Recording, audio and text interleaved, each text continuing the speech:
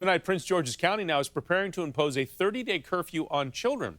Now, this starts next weekend. The decision follows a violent holiday weekend in the county. A number of shootings sent a number of teens to the hospital and killed at least one person.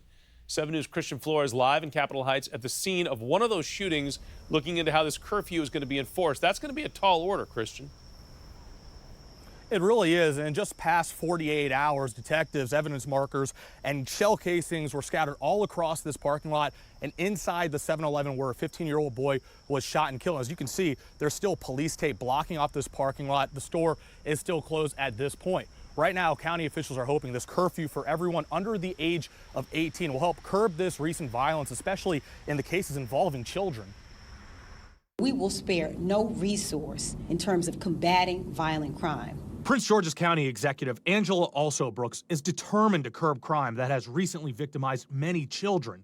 This weekend, a shooting at a 7-Eleven left a 15-year-old boy dead, another 15-year-old fighting for his life in the hospital, and 2 adults wounded. That same night, 2 teenagers were shot outside a movie theater in Largo.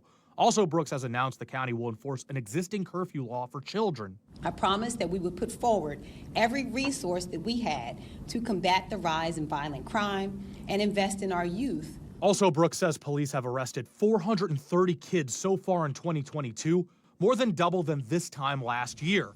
The curfew will be in place for children from 10 p.m. to 5 a.m. on weeknights and 11:59 p.m. and 5 a.m. on weekends, unless they're accompanied by an adult if out during those times.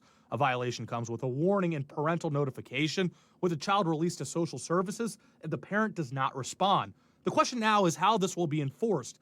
County State's Attorney Aisha Braveboy says this may actually take enforcement out of her office's hands, since she believes curfew violations are not enforceable by arrest.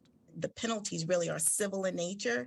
And so when it comes to civil kind of penalty crimes, those are typically not handled through our office. Those are handled elsewhere. Is there a concern as far as, profiling in this curfew? I mean, how do you judge if someone is young enough to be asked to give their ID?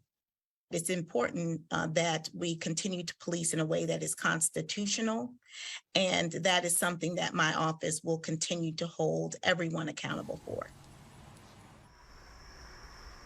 It won't be just children and parents who get in trouble if they break the curfew, which begins Friday. The county will fine businesses that allow children to stay past curfew, $50 for the first offense, $100 for the second offense, and $250 for each offense after that. Meanwhile, police have not yet arrested the shooter in this homicide over here. Reporting live in Capitol Heights, Christian Flores, 7 News.